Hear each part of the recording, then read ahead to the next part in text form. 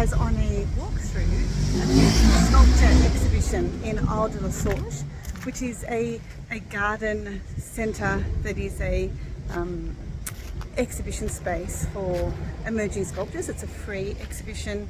We're going to have a look at some really stunning forms, use of colour, composition and line. So I'll flip the camera around and let's go for a bit of a walk together. Okay, so L'Isle-sur-la-Sorgue is a stunning village in the southern side of France, about 20 minutes outside of Avignon, which has a plethora of artists, interior designers and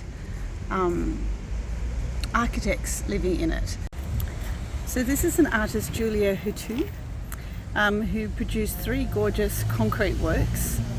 I chose to question our relationship to virtual and the material realities.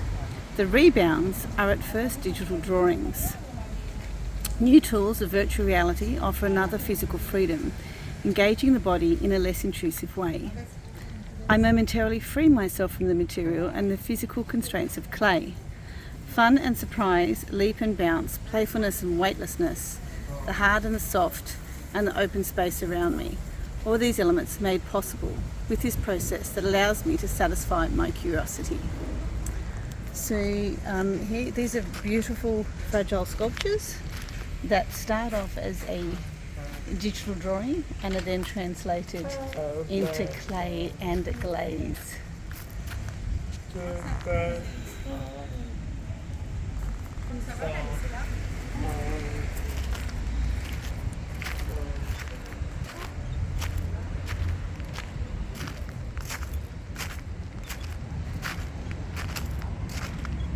This is a fascinating exploration of materiality. From far away it actually looked like I was walking up to bubble wrap. It's actually by an artist called Gabrielle Wamble, and she produced this work, it is called Bubble Wrap, in 2004.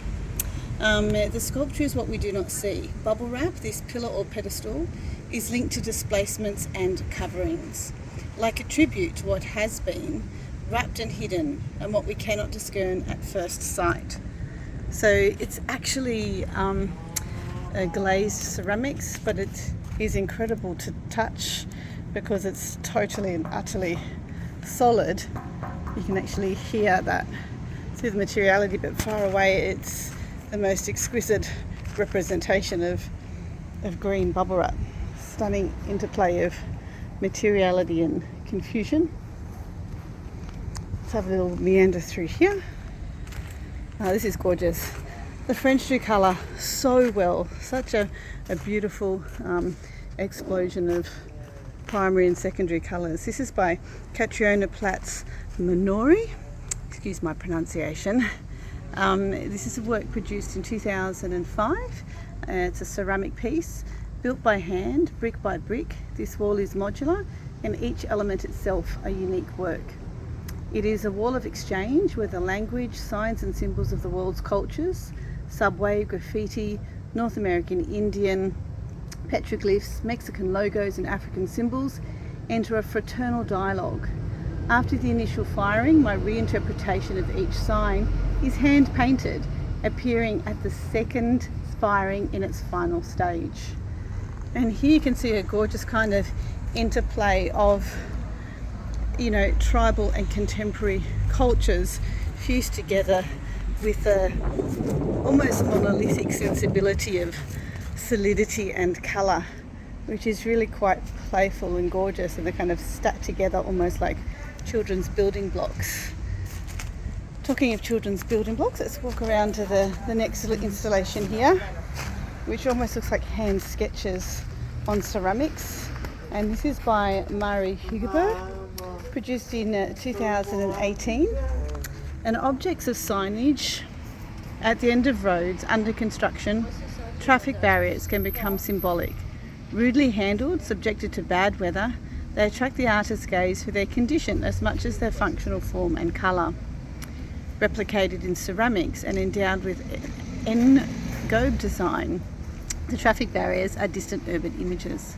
Like a felt pen that wears out, the graphic treatment recalls the trajectio technique used in painting, restoration, Hugo's first profession. That's really interesting. So she actually was an artist who worked in traditional restoration, and she took that techniques of working very delicately with fine pen into ceramics and glazing. And these are kind of, you know, ceramic reproductions of, you know, the building blocks that are found in traffic and construction work on freeways. And this one caught my eye. It's why I actually came in here. Absolutely adore this beautiful balance of fuchsia and cobalt and blanc white and verdi green and a fantastic cadmium yellow down the bottom here. Absolutely stunning piece of ceramic sculpture that almost, you know, sits as a colour totem pole, particularly in contrast to the very traditional architecture of the site that we've got. See if I can just kind of zoom out a bit here. Whoops, it's zooming in. Let's go back. Oh, the other way, Catherine Ann, what are you doing? Okay, let's go this way. Fantastic. Okay, so you can kind of see how it sits in relation to the rest of the site. And this work here is by Catriona, Platz, Moray, produced in 2022, this year. And here each ceramic element piles on the other, evoking the possibility of an endless column, as if these elements were able to manifest their own independence. The simplicity of these playful forms, seemingly borrowed from a circus joker of childhood, proposes playful, imaginative games. And it really does look like they could almost topple at any time, and each piece does have its own unique independence, that collectively they're better as one piece than individually. So we're in a fabulous exhibition in L'Isle-sur-la-Sorgue, which looks at the fragility of materials over time, and I'm so excited to take you guys on a walk through here. The curation is exemplary, the plinths are beautiful, the materiality of the ceramics, sculptures is extraordinary. So let's have a little walk through, and I'll take you through the gallery so you can have a look. It's actually an exhibition that explores fragile material and traces and fragments of time through archaeological research that has always captivated artists' interests over history. So here the artists kind of blur the line between contemporary and ancient art, and they look at how to make forms that are permanent, that explore the transits of time, that have universal primal gestures, while others explore assemblage and broken and reconstituted work. So let's go and have a look. Okay, I'll flip you around, it's so exciting.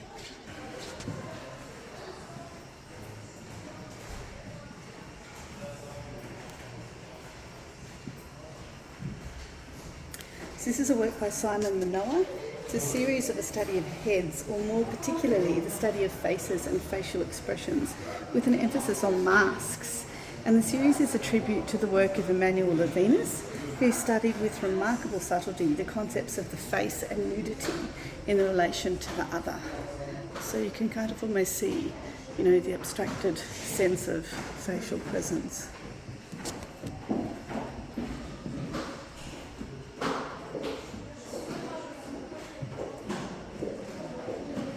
This is a series of sculptures for earthquakes from the artist's various stays in Mexico.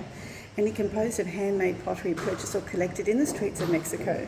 And he precariously balanced them one on top of each other in order to almost create the scenario of a hollow egg, which is at the top. So it's this tension between fall and rise of the past and the sign of the catastrophe to come, resulting in a form of reverse archaeology that tends to subliminate the process of destruction.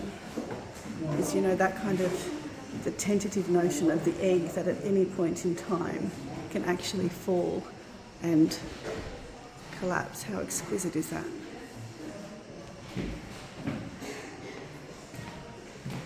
This work really interests me, by Kim Simonson.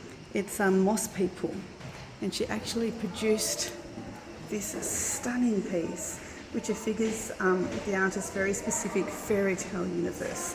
That's why Catherine loves it. Children find themselves trapped in a forest, put to the test by the elements. Some are transformed into ice sculptures, while others are covered by moss. Become part of the plant world, flocked with green nylon fibre. The male figures recalling the king of Neverland, of Peter Pan. So that is Peter Pan lost in the forest in L'Isle-sur-la-Sorgue. looking at exhibition design, think about the hierarchy of text that we have in graphics, the colours of the walls, the location of plinths. All of this adds to, the user's experience within the space. So let's kind of walk through here. Again, we'll see some beautiful, gorgeous ceramic pieces that, have this interplay of materiality, and they're looking at something that's squishy and almost like falling bodies. This is a work by Claire Linder, and she actually looks at the material variation and parameters of form, brightness and consistency, and she captures this by slowing it down. And the work is described as a capture of consciousness. And she actually did a residency in 2021 in L'Isle-sur-la-Sorgue in France, and produced it during that residency there. And again, this is hard ceramics, but it looks like you could actually squish it. It's divine.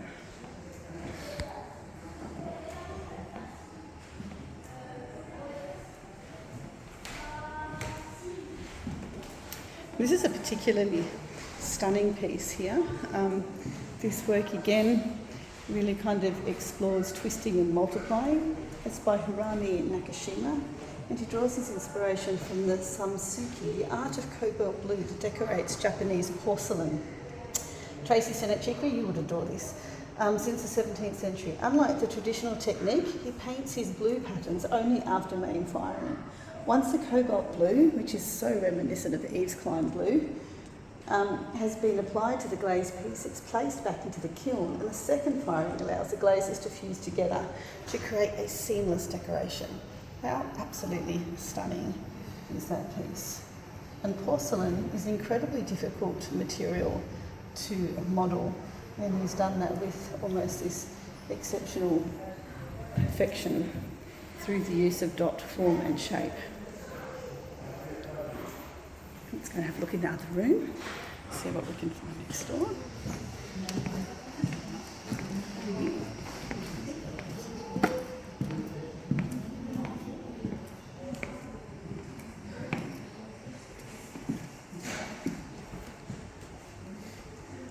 This is a spectacular example of the use of colour to create a dominant element in an exhibition. The Eve's Climb blue with the organic shape at the bottom and the plinths make you feel like you're in this almost underwater subterrane where these organic creatures or coral animals float in almost an architectural element of water.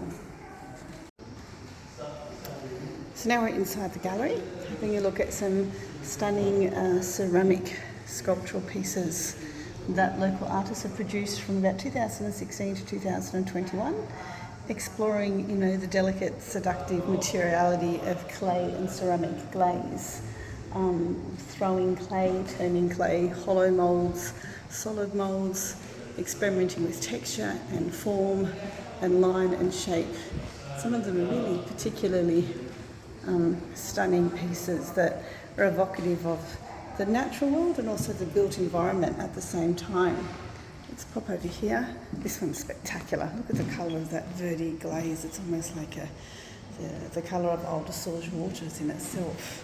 So this one here is number 2, which is actually called D'après Nature, After Nature, which achieves a rare combination of mineral power and movement. The surface work cross-hatching in clay is emphasised by grey-green virtuous engobes underscores the complexity of volumes whilst distilling sensations of mobility and transience, a perception intensified by iridescent black and shiny earthy green enamels. I am a lover of the palette of green, and it's absolutely exquisite. This one here by Liz Lana is a beautiful piece, kind of suspends off the wall. It looks stunning in a commercial or high-end residential fit-out. It actually takes a conceptual approach to ceramics. Liz Lana has always championed a comprehensive study of the material and its characteristics. She may now have gone beyond the contradictions that held a special significance in her work and reached the point of fluency, where she has a virtuoso command of form, material and colour. With what other medium could she have made this possible? An absolutely exquisite piece that creates a shadow play in itself, pops off the wall and really kind of speaks volumes of line, space, texture and tone in almost an archaic and primal and contemporary way, all at the same time. Adore that piece. And this one here is a really kind of organic, almost slump-formed sculpture by Tony Marsh. It's called Catch and Spill. It's quite appropriate. Marsh's creations often resemble cellular structures and organisms other than biomorphic forms. So he's interested in biophilia as the forms found in nature that are very kind of almost globule-like in their characteristic state. He uses ornament as a structural element, and his work pays homage to what pottery throughout time has always been able to do, to conserve, to preserve, and to commemorate and to embellish. And so I love looking at galleries and exploring how and why artists unpack these moments, because he's actually trying to preserve a biophilic element in nature through ceramics. And, ceramics holds the ultimate test of time in a beautiful permanence, which is really quite spectacular. So let's go over and have a look at this. More green, how fabulous. This one here is called Green Moss. Of course it is. If you kind of zoom in here, you can see this fabulous difference between the matte finish and the gloss finish of the glazes, and that textural tone difference. I'm from the forest, it's within me. I speak about it through my sculptures. Childhood memories of woodlands and ceramic daydreams that create these new natures. The objects depict my inner experience of the forest. My artistic research is in dialogue with the material. I find surprise, I break, I start, I restart. Without the material, I feel blind and the story is hidden in the dark. I treat clay in many ways. Most of the works that come out of the kiln are the result of new and exciting experiments. And that's actually by Ellen Eck-Ahison, and she produced that in 2019. Let's have a look over here at some more figurative works. Oh, this is stunning.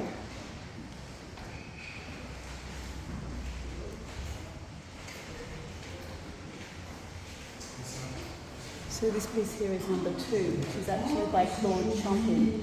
It's called The Cliff, and it arises in a burst of materials that leave powerful traces in the clay. He uses enamel and creates brilliant deep block attacked by pink scratches, matte and eroded, again trying to evoke the natural environment through the permanence of clay. So when you're specifying art for interiors, the stories and the meanings behind the work are so very, very important. Let's go through to the next one. By the way, I did speak to the curator and have permission to do this little walkthrough with you guys. Always make sure you do that. This is a spectacular piece. Impressions of Degas, of course. Absolutely stunning. Look at the lineal work and the use of line throughout the figurative form. There's this beautiful woman with her head to the sky. So our factory sculpture is made in ceramic with a 3D printer. It's directly inspired by Degas' Little Dancer, an iconic sulphurous modern artwork entailing the issue of the body as object and as actual contemporary condition.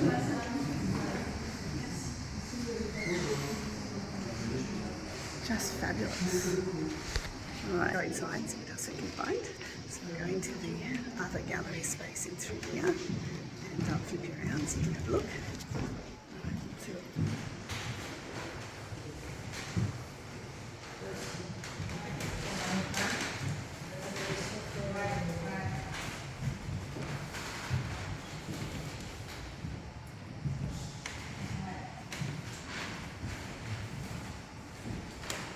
So this is a work by Baptiste, Bernadette, and he actually looks at richly decorated polychromatic spectrums of round solid paintings in ceramic, made with almost a lava suggestive landscape. And you can almost see, the whole colour wheel sitting within this beautiful glazed platform. So it's quite three-dimensional when you actually look at it. You can see that glaze really bubbling off the surface. Oh, look at this one, go for a walk over here. Spectacular.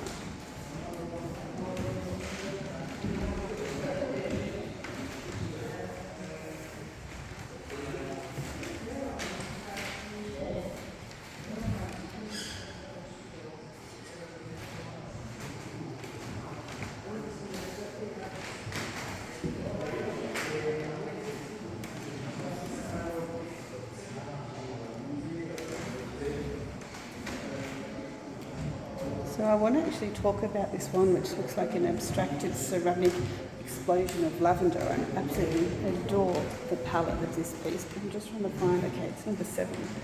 So this here is by Brian Watchfoot, and Brian Watchfoot utilises ceramics and glazes through colourful organic sculptures that recall his travels in Africa and Latin America. His sculptures also issue from reflections on human behaviour, such as hunting, which the artist condemns in sculptures like Bushmaster.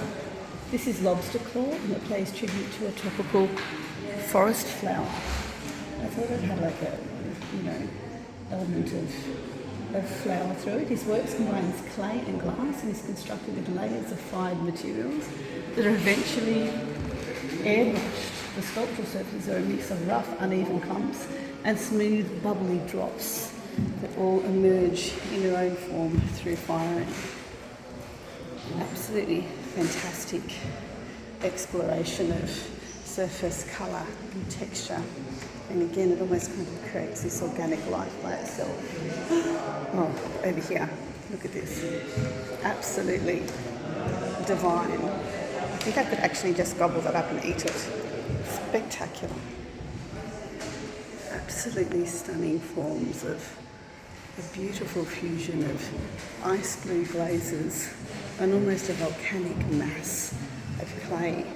And you can imagine that sitting in a beautiful commercial interior. This is number 4 in the gallery space, and it's by Bernadette, inspired by the crucible of the glassmaker, fountain chemist and alchemist. The ceramic series tries to contain an ice blue Selegion enamel, and he explores the physical and the metaphysical through his work. And you can really almost see an alchemist form happening through here. Absolutely divine. Let's have a little look through here. And such beautiful forms and shapes and explosions of colour. And again, thinking for exhibition design, around the formation of the plinths, this lovely angle and a cluster really adds to the contemporary elegance of these spaces. Through here, again, a cluster of plinths, but it's the use of the triangle that actually joins these together that makes it look so spectacular, as opposed to just 4 boxes. Love this. And then through here, the platform that sits on the floor as well. Let's have a little look at number 1, which is Alton Alvarez. Stunning, almost Eve's Clyde blue. He invented his own machine, an extruder that produces an entire clay sculpture in one single go. This particularly automated process requires the invention of an operator to regulate pressure, speed, and import material. Through this project, Alvarez recalls André Breton, famous artist, by attempting to produce an automatic and unformulated object without any preconceived ideas. So you can actually see how this is an extrusion out of the machine that he has created to create forms. And again, when you're looking at specifying art for commercial interiors, you would therefore pick up the use of line, the blue, the texture, the vertical line, and those elements would be reinstated through your interiors. So let's have a little look over here.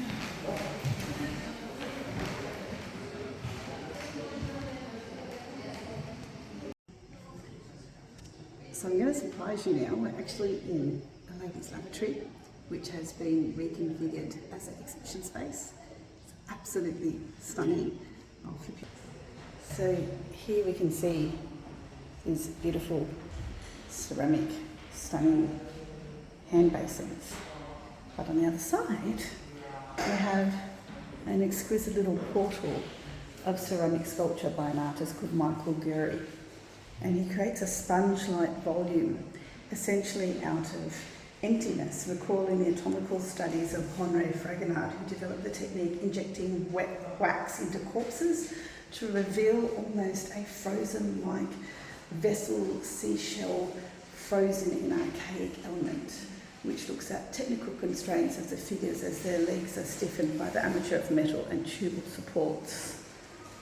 Particularly appropriate within the space in the ceramic bathing room that we have here. So here we have an exemplary piece of ceramic mural work where the artist has actually tried to capture elements in architectural photography that they love through ceramics.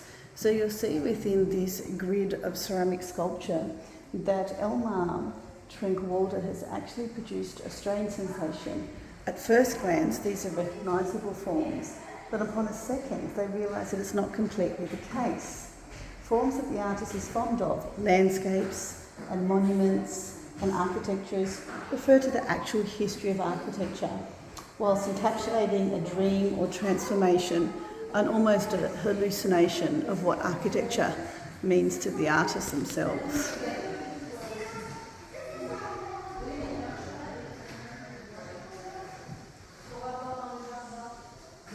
It's another beautiful work in this space, which is elegantly captured through light and shadow by Giuseppe Pioni.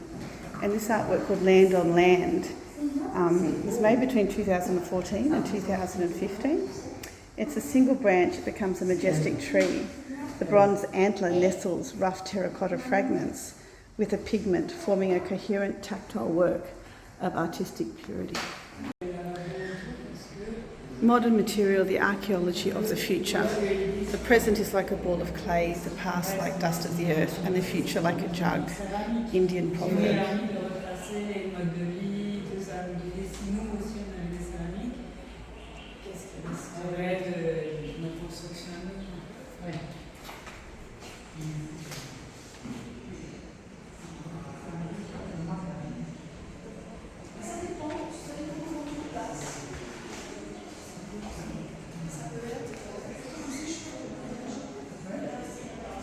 So Fiona Matthew, for all your first year students that do their breeze blocks, this is photographs of half-timbered houses that the artist transforms into ceramic modules called frameworks. They're arranged on the wall in ornamental patterns, playing with friezes to combine the language of European architecture with that of the Middle East.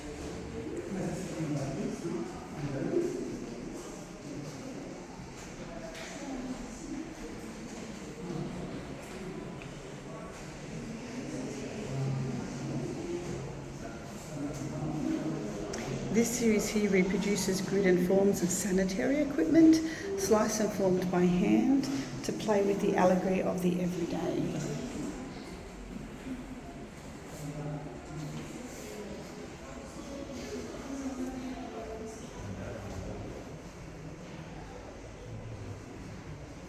This is a collection of work called From the Site.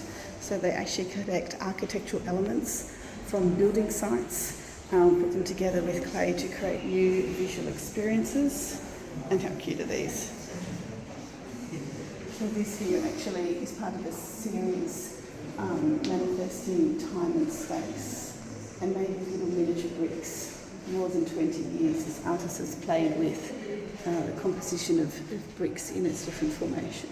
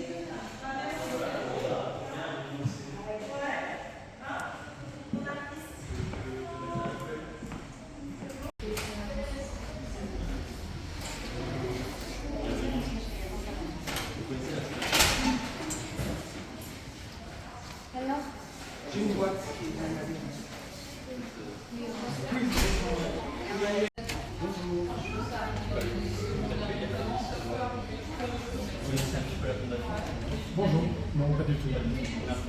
Alors vous pouvez déjà poser vos affaires dans des casiers qui ferment.